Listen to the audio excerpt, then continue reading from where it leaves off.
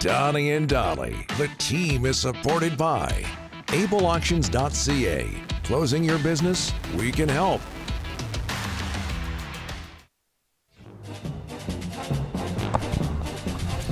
That's what I'm talking about. All of our guests today on this Tuesday brought to you by our friends at Pastime Sports and Games.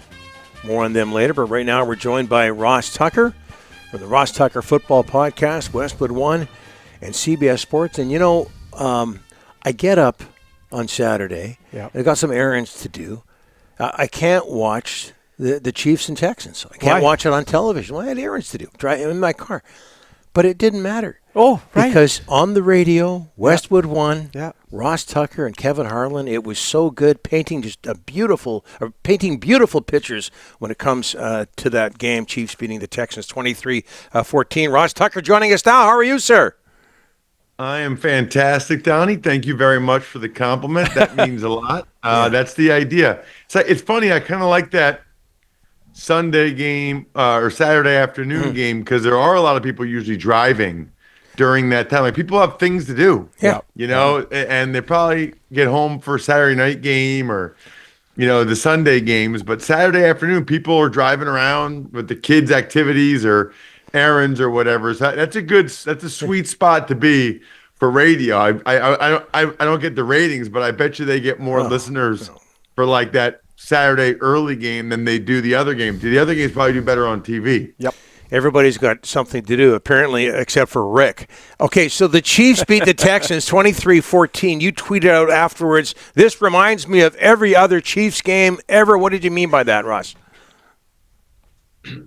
Pretty much every aspect of it. I mean, number one, anytime they needed to get it done, they found a way to get it done. Mahomes made the one miraculous touchdown pass. Travis Kelce dominated, a playoff game. What else is new? There were a couple of questionable calls that went their way.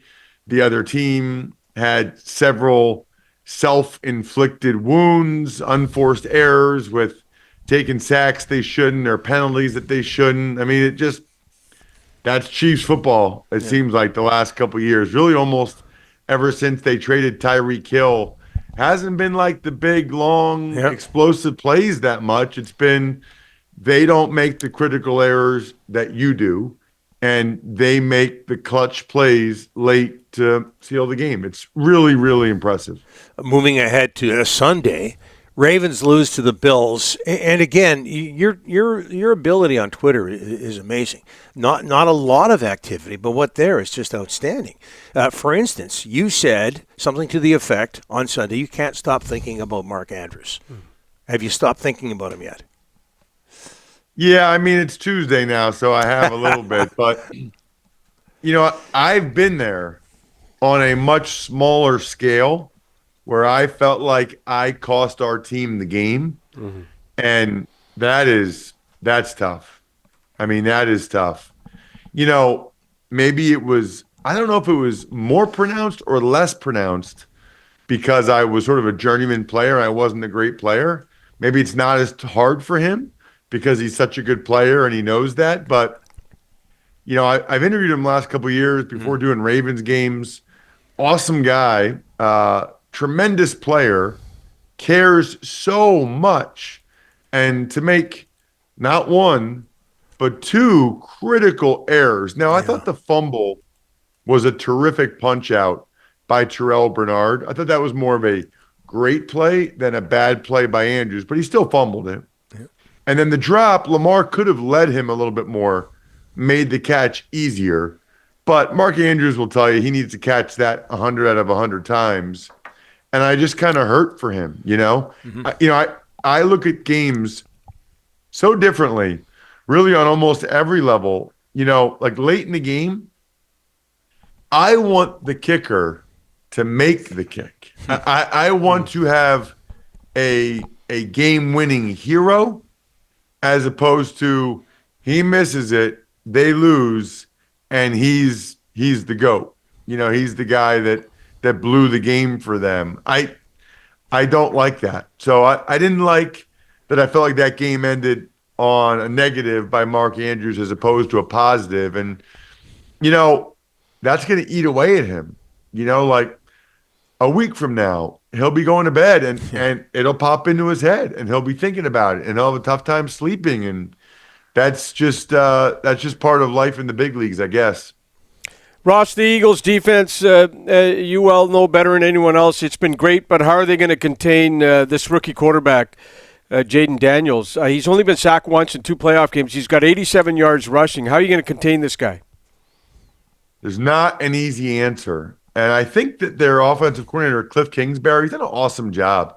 He really has. Greg Cosell said this last Thursday on the Ross Tucker football podcast. Do you realize the Commanders have run more no huddle than any other team?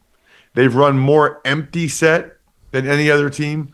Those are 2 things you typically don't do that often with a rookie quarterback, and they're bucking that trend. The no huddle forces teams to be a little bit more vanilla, right? Because they could snap at any point. So you can't spend as much time disguising or moving people around or changing things up because they can snap it. They're not huddling. The empty set kind of makes you show your cards, right? You got 5 receivers out there, so you got to have 5 guys covering them. You got to have somebody in the box. You have to have a few D linemen, maybe a safety. Like, it's really, really hard to disguise when you're in a totally empty set like that. And whereas other teams go empty set, there's 0% chance of the run. That's not the case with the Commanders. Because of Jaden Daniels' running ability, they can still run. I mean, he can still run. So I think they've figured out what works best for him and them with this team. All right, the Bills have never defeated a Mahomes-led Chiefs team in the postseason. What do they got to do, Ross, to get over that hump this weekend?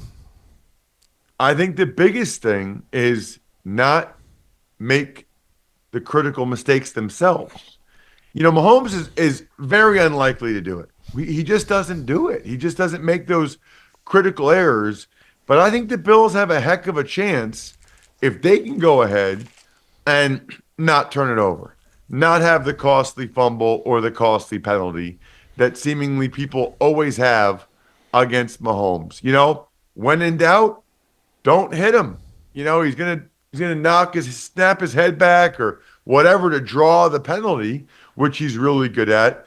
The Bills have done a terrific job with the turnover margin this year. An outstanding job of not making those mistakes. Going to have to do it one more time, or at least one more time, but certainly in this game to win it. They feel like pretty evenly matched teams. And so, like a lot of these playoff games, it'll be whoever turns it over less or whoever makes less mistakes will win as opposed to whoever makes more plays. Bills, Chiefs, Commanders, Eagles. Who gets to the Super Bowl, Ross? Well, I think it's hard to go against the home teams in these games. The only team that has won on the road has been the Commanders, and they've done it twice.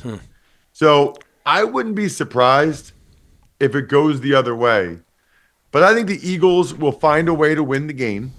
I think, I think they'll have a better plan than the Lions did with how much they blitzed Jaden Daniels. I don't think the Eagles are going to blitz Jaden Daniels. I don't think they need to, especially with the Commanders losing their right guard, Sam Cosmi. Good luck for whoever's going up against Jalen Carter. So I'll take the Eagles to win a close one, and I'm picking the Buffalo Bills to win the game. I think it's time. We've seen this over the years. Steve Young couldn't beat the Dallas Cowboys until he did. Peyton Manning couldn't beat Tom Brady and the New England Patriots until he did. Josh Allen couldn't beat Patrick Mahomes and the Kansas City Chiefs until he does on Sunday. I'm taking the Bills to finally get over the hump. My front page story, Ross, Valentine's Day just around the corner. What do you got for us? Well, you guys know and I mean this in all sincerity. Life is short. Yes. Tell people how you feel about them. Oh, yeah. Seriously, tell people that you love them. Tell people you care about them. Tell people how much you appreciate them. The best way I found to do it is with my buddy's company. It's called My Front Page Story. divisional.com. I've talked about it with you guys a bunch, so all of your great listeners and viewers probably know all about it yet, but they still haven't all gotten one. Otherwise, we'd have like thousands of orders from British Columbia, which hasn't happened. It's the best Valentine's Day gift I've ever seen to let your significant other know just how special she is, but you can really get it anytime. Birthdays, anniversaries, it's the gift that keeps on giving. It's like a timeless keepsake that they'll probably have hanging up in their house forever. I can't possibly recommend it enough as a change up, as something unique for Valentine's Day instead of taking them out to dinner or flowers or whatever. MyFrontPageStory.com. Do something extra special this year. She deserves it. MyFrontPageStory.com. Okay, we're out of time here, but next week or in the coming weeks, you have to tell the story about how you felt you cost your team a game way back when. So we'll save that. Yeah. We'll save that for another day if you want to talk about it. Hey, Ross, thanks for this. Appreciate it. All the best. All right, sounds great. Take care, guys.